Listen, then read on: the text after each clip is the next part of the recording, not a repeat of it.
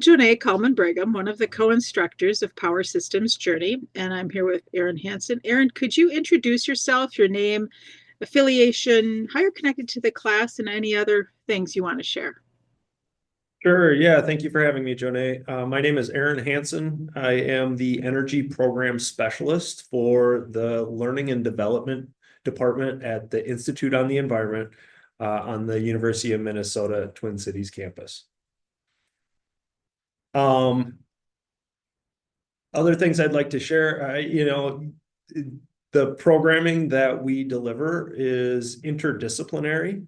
So when I use the title Energy Program Specialist, sometimes it's helpful to preface that I am not an electrical engineer or engineer by any training. I do have a background in building science and construction, energy efficiency. But the programming that we work on is really meant to grapple with the comprehensive system that embodies our energy system. So not just the poles and wires of electricity or fuel per se, but really what are the financial implications? What are the policy implications that help our energy system run smoother and provide more equitable outcomes for society's energy needs.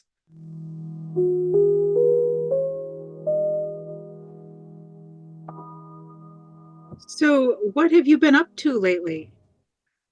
Yeah, thank you for asking. Lately, we have been deploying experiential education programs for students from all different degree programs, all different disciplines to really dig into the energy transition. And that is, again, not just the technical aspects of moving from a fossil fuel-based energy system to a renewables energy system, but thinking about all the other ramifications that come along with it. What are the trade-offs that we are experiencing with renewables, and what are the net benefits of the transition as it pertains to how this system affects people? We also help coordinate interdisciplinary research projects. So research being the other side of a large research institution like the University of Minnesota, we have faculty looking into environmental sustainability from all sorts of different aspects.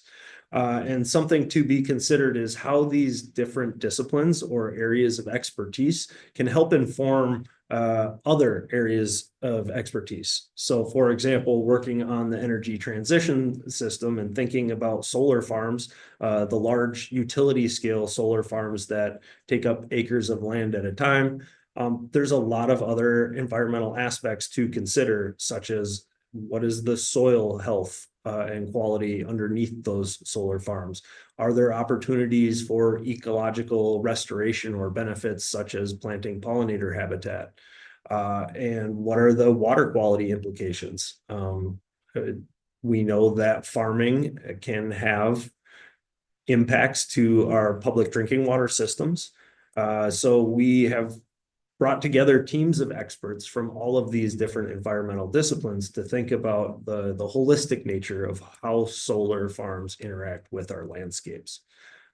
So between educational programming and research projects, that kind of gives you a flavor of the interdisciplinary nature of the work that we do here at the Institute on the Environment.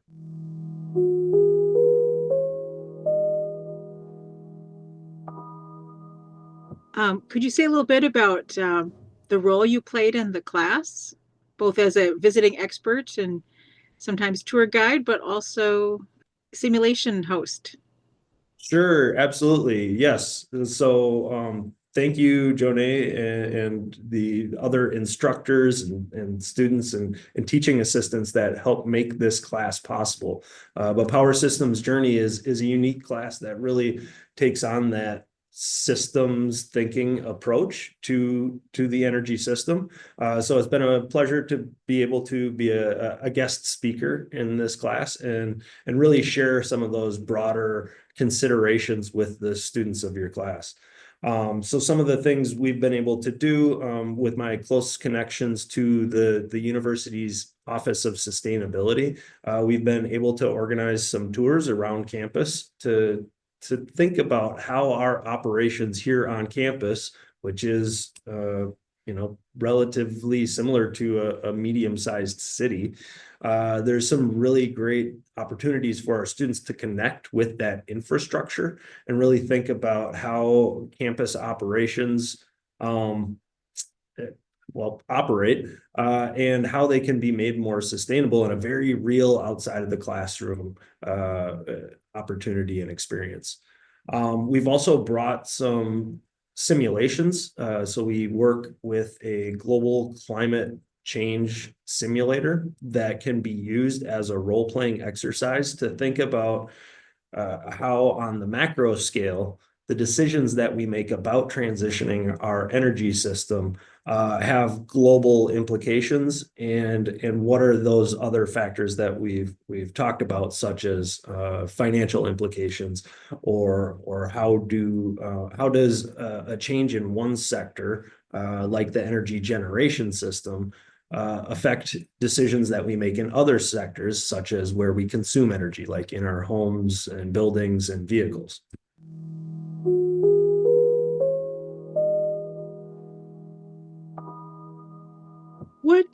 What are the lessons we can learn from energy history to inform the future? Yeah, great question. When we think about our energy history and what the legacy of our energy system has been, I think it's really helpful to think about it in very pragmatic terms.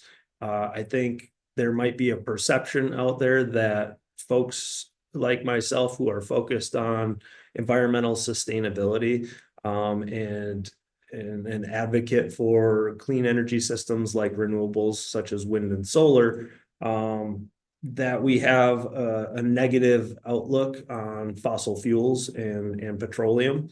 And I think it's important to recognize the value that those fuels have brought our society over the last 100 years. With everything, we need to consider moderation and limits to growth. But fossil fuels and petroleum have really brought humanity literally out of the darkness. It has been a vehicle for upward mobility, economic prosperity, and relieving a lot of humanity's issues with poverty. The system as we know it has been intrinsically tied to that fossil fuel use in the growth of our energy system. And it's been tied to that economic prosperity. So there, for a long time, has been a paradox, if you will, around the advancement of our energy systems that was solely provided by these fossil fuels and that economic upward mobility. In recent years and decades now, we have shown that we can decouple these things so that we can bring humanity's lowest income populations out of that extreme poverty through renewable energy systems that will not perpetuate the problem of overuse of fossil fuels. So while fossil fuels have had their moment to shine, if you will, and are responsible for a lot of the good things that we have in society, we have become over-reliant on them. And we have oversaturated the environmental sink that is our atmosphere to the point where we are now facing an existential crisis in climate change. Fortunately, we have figured out the technological solution that is a clean energy system that can provide all of these economic opportunities and benefits without the destruction of the environmental stability or sustainability. And so that's exciting. So the technology exists. I would even say that the market forces have made that technology affordable and reasonable in terms of the cost to implement. Now we just need to grapple with deployment, deploying the new technology in a way that doesn't create more problems. So where do we put it? How do we design it? What are the other factors we need to think about, such as when we build solar farms? Are we building them purely for dollars per kilowatt, the cheapest form and a very one-dimensional aspect? Or are we thinking holistically about the opportunities that solar could provide to other parts of our ecosystems?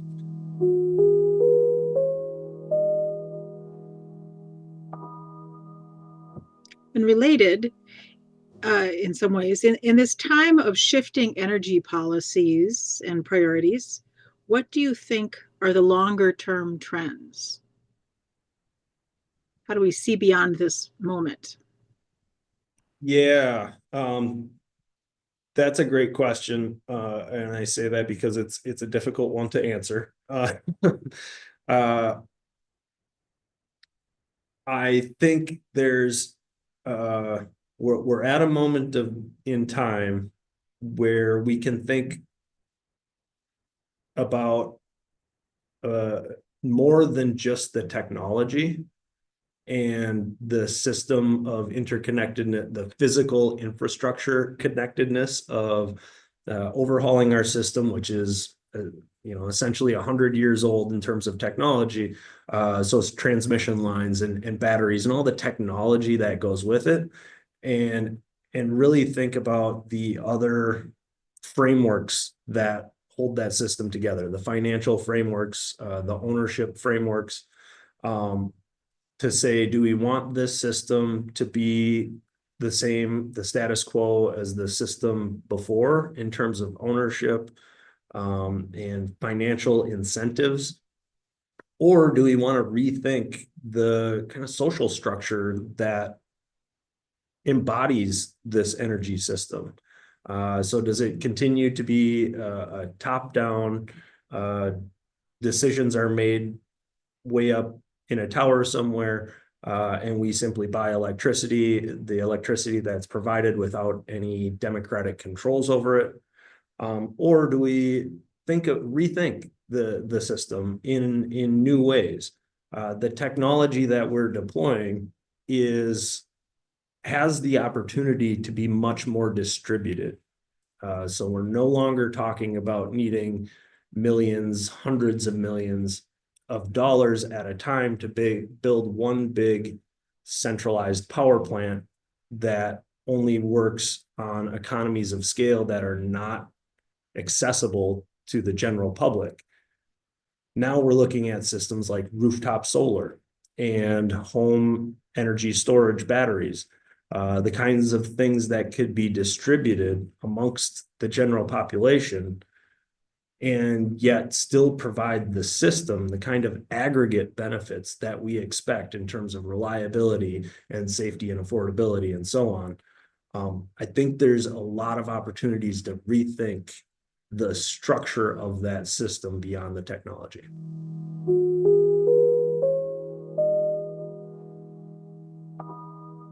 What kind of energy stories do you think would engage the public to learn and care about energy transition issues? Yeah, I think the one that is probably most prevalent on folks' mind is the financial story. I heard an alarming statistic. It's been a couple of years now, but somebody said that roughly 80% of the general population believes that the cost of renewables like wind and solar have actually gone up in the last few decades. Where in the last decade alone, the price of solar installations has tumbled, say 90% from what it was a decade ago. And that's a story that needs to be told. We've ran the numbers, and somewhere around 2019, the cost of renewables dropped below the cost of fossil fuel energy generation. So much so that it has even fallen below the operating costs. So that is to say that you could build a new wind turbine with all the costs associated with it, and the energy it produces does not require a fuel input. So you build that new wind turbine for less than it costs to keep an existing coal plant running, unit for unit of any energy produced. That's a tremendous story, and the market forces say that that price will continue to drop. You know, it's just really hard to compete with free fuel like sunshine and wind. And that's a great, great success story for this transition. That's what needed to happen in order to really turn the tables and say we can provide a new energy system that does not exacerbate the problems of climate change, but it's also going to be cheaper. And I would also posit that it has the opportunity to be more reliable, in the sense that as we build out a distributed system that has energy storage in play at various locations, that's a technology that our system did not have before. And if one of these large centralized systems went offline, we had really big widespread outage issues. And as we know, in a place like Minnesota, that can be disastrous. It could be deadly. It could be very devastating to other existing infrastructure. And that same issue is not unique to Minnesota. We've seen that play out in Texas. And so I think the new system, if built right and deployed right and operated right, has the opportunity to be a much better system, and more affordable.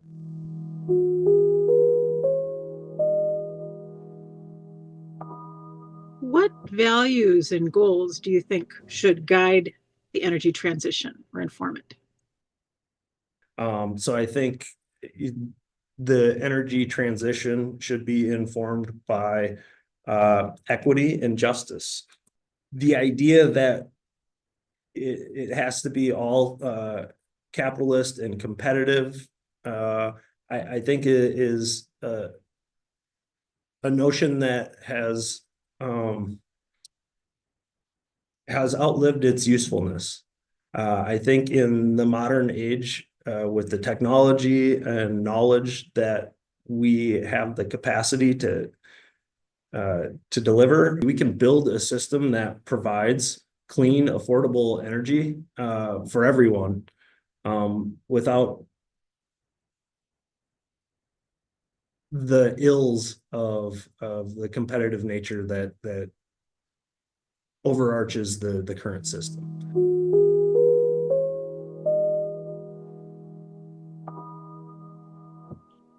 How might the energy transition reimagine our electric generation, distribution, use, ownership, and everything else about our energy systems to achieve our goals?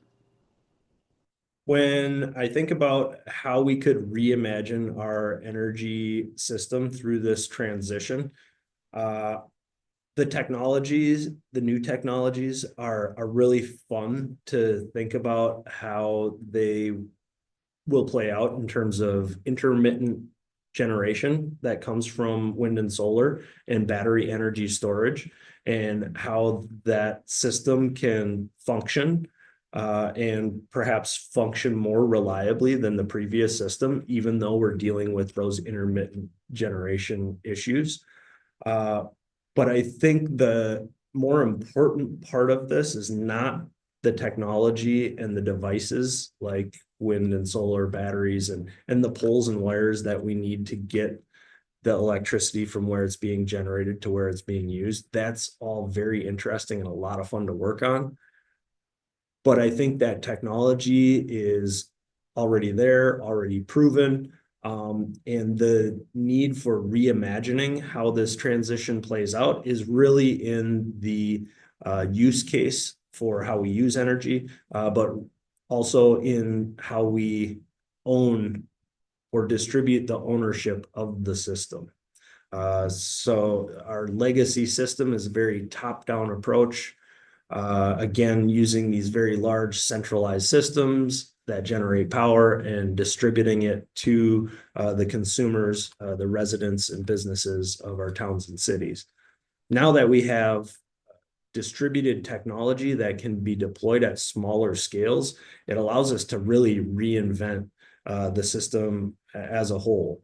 So smaller entities like cities and counties and communities can really think about their own needs in terms of the energy system that they operate within their geographic locations, and really provide hubs of resilience and affordability to those local geographic units.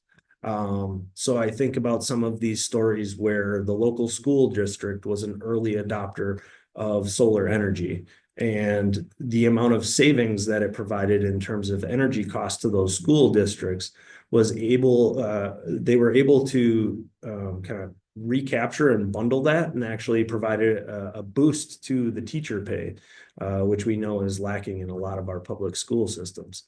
And so that was a real heartwarming story, but it also showed how a community could take ownership of their own energy system, providing clean and affordable energy to their local community. But they were able to capture that financial benefit and in turn create another benefit, and that is more security and prosperity for the educators in their local community.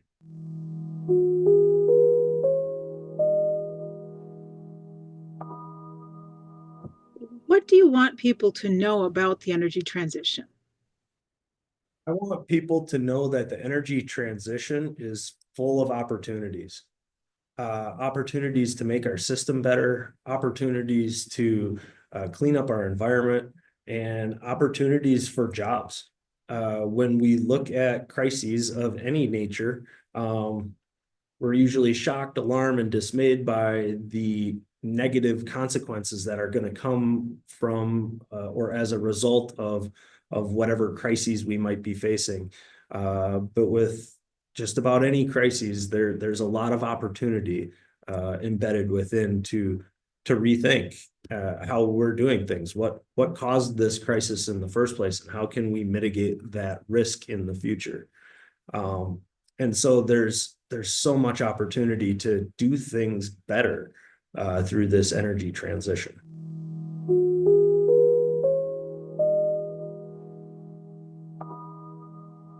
What ideas or experiences from your engagement with the class have you carried with you?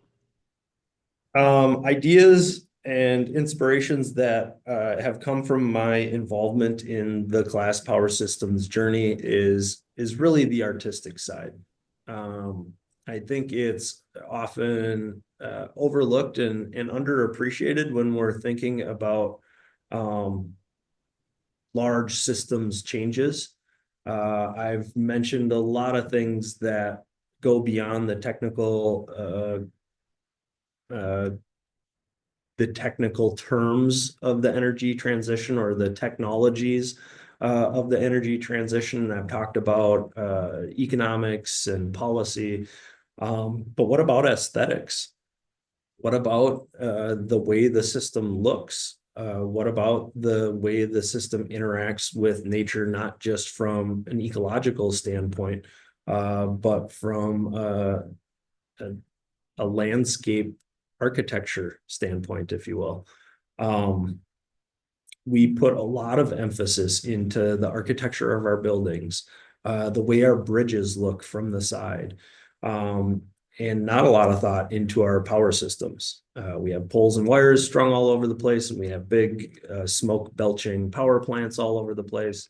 And now we're starting to put up wind turbines and solar farms all over the place. Are we thinking about the aesthetic qualities of these systems? Because I think it makes a difference, and it plays a huge part in our lives.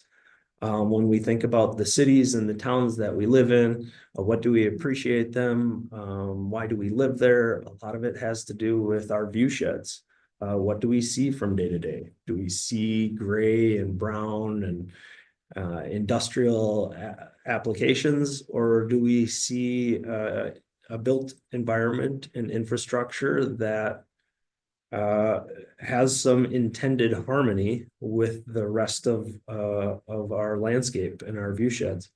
And so as we rethink this system, there's an opportunity to rethink about what is art for. Is art just for the museums and the paintings that hang on the walls, or is it something that we embed in everything that we do and build?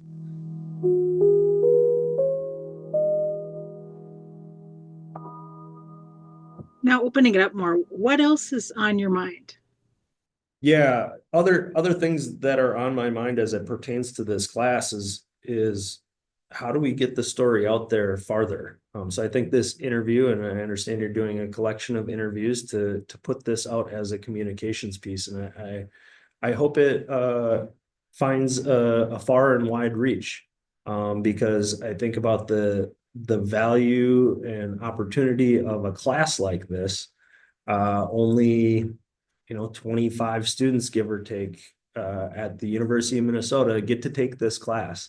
And I think there's such a profound story to tell in this energy transition that I hope more folks will get the opportunity to understand what's happening here and what those opportunities and benefits are.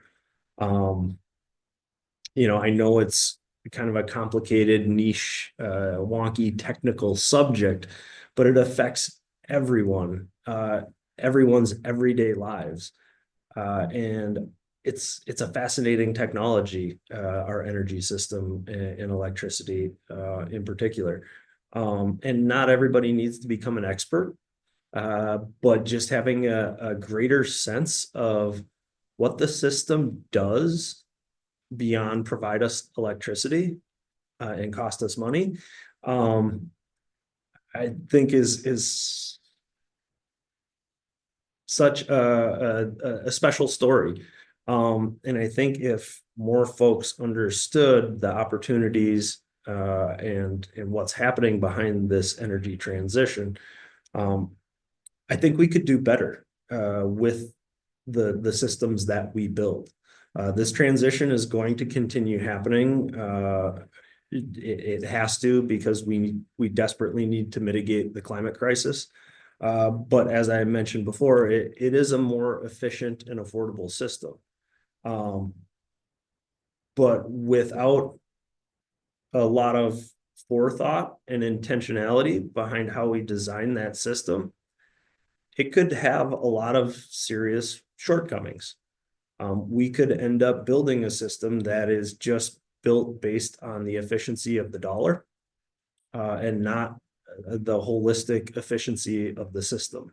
And when I say the holistic efficiency of the system, not just the electricity technologies that are connected, but everything is connected. How do these systems sit with and interact with the environment around them? Are wind turbines killing more birds than they have to? Are solar farms treating the landscape like parking lots and paving them over? Or are they taking advantage of the opportunity to do some ecological restoration? These are all considerations that we should be taking into account. And with more eyes on it and more people who care and are interested, I think the opportunity to do things the right way or better will be easier to accomplish.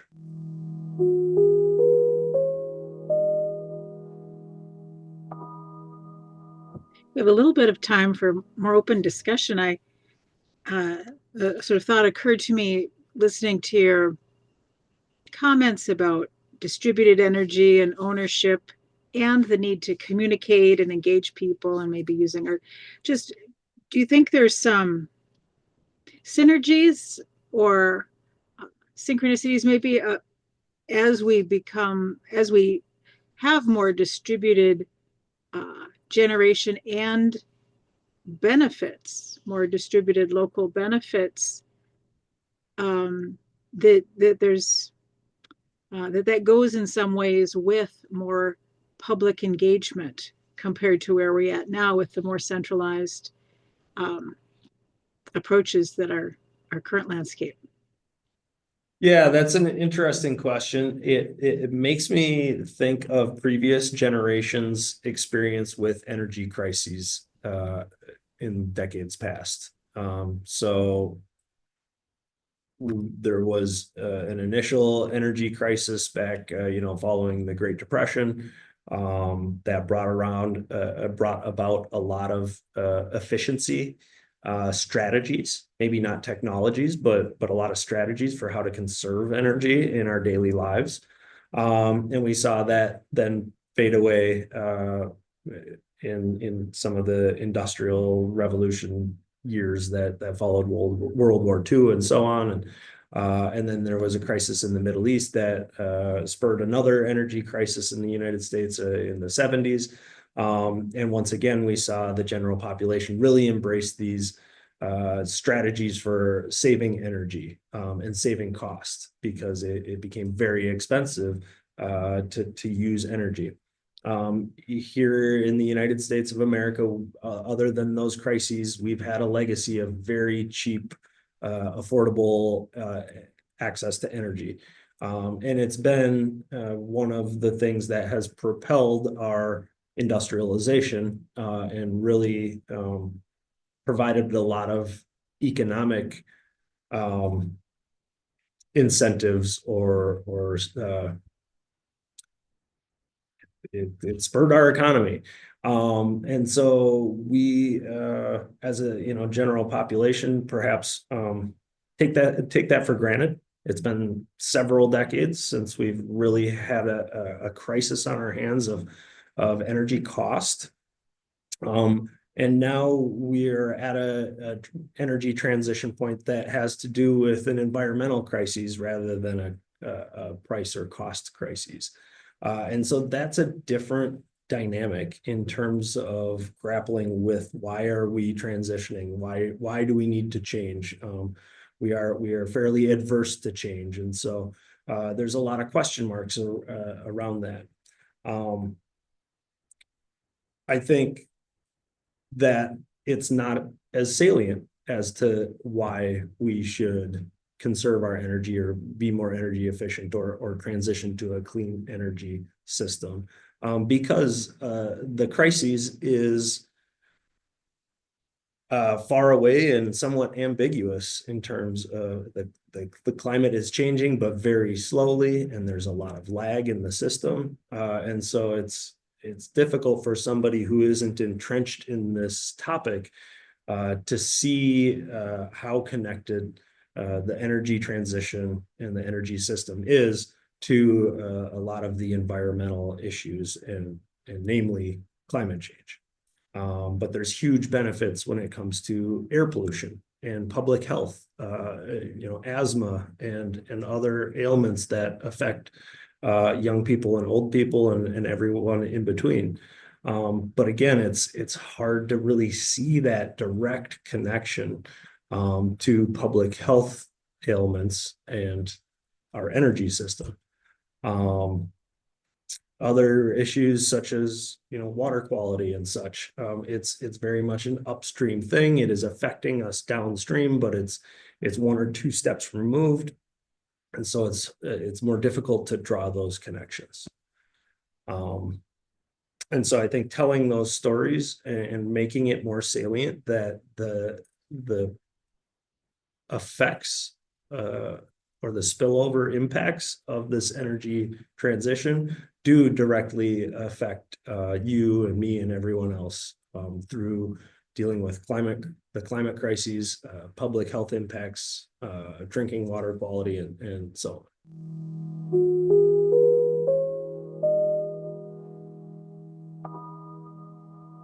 Are there key messages or understandings that you think the public could benefit from as it relates to the way the energy system intersects or could intersect and provide multiple benefits with other systems?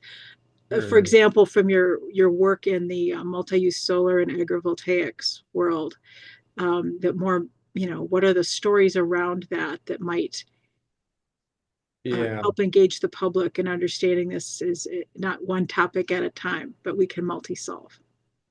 Yeah.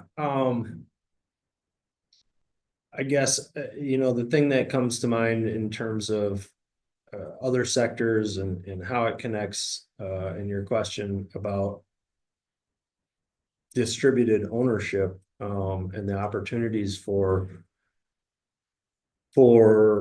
folks, residents and communities alike to really embrace some of these technologies is to think about them in relation to the rest of the system. So I think about solar farms and energy generating facilities and the contrast or opposition, perceived opposition they might have with agricultural land uses. And so when we talk about large scale solar, that's taking up acres of land, and we think about farmers, we very much internalize the income for farmers in that they provide the food that we need to survive. And so we have a reverence for the agricultural community and their stewardship of the land that they grow our food on. And sometimes we can see solar, that this large scale utility scale solar that takes up acres of land at a time as in opposition to those agricultural livelihoods. And I think the crux of that comes down to ownership. The idea that this is still kind of the status quo ownership model that is top down and saying, we're going to come in and put solar on your land. We're going to own the energy generation rights, and we'll pay you an amount to lease your land, but you won't be able to farm it anymore. I think that's a real concern that we should have and hold, but it doesn't necessarily need to be the outcome because of the distributed nature. There's still an advantage in economies of scale, and that's why we see some of these large scale solar sites that take up not just tens, but hundreds, if not thousands of acres at a time. Those scale systems will largely continue to be a top-down ownership model, but that doesn't have to be the case. We can think about more distributed systems. The economies of scale is not the same as it is with the large thermal generation systems like a coal plant or a nuclear plant. And that provides an opportunity to shake things up when it comes to the ownership model. It provides an opportunity to shake things up when it comes to the land ownership and lease model. It also provides an opportunity to shake things up when we think about the multi-use or co-use, co-location opportunities to do solar with agriculture, perhaps. We're doing research right now to see how solar farms can integrate farming systems and increase the net outcome of an acre of land by producing clean electricity through photovoltaics that could also have agriculture growing underneath or around them. And so I think there's a lot of opportunity there to rethink that ownership model and how we design the systems to be single use, dual use, or multi-use. Well, thank you, Aaron. This is a wonderful conversation. I really appreciate your time and all of the things that you've contributed to the class over the years. So thank you so much. Thank you, Jonay.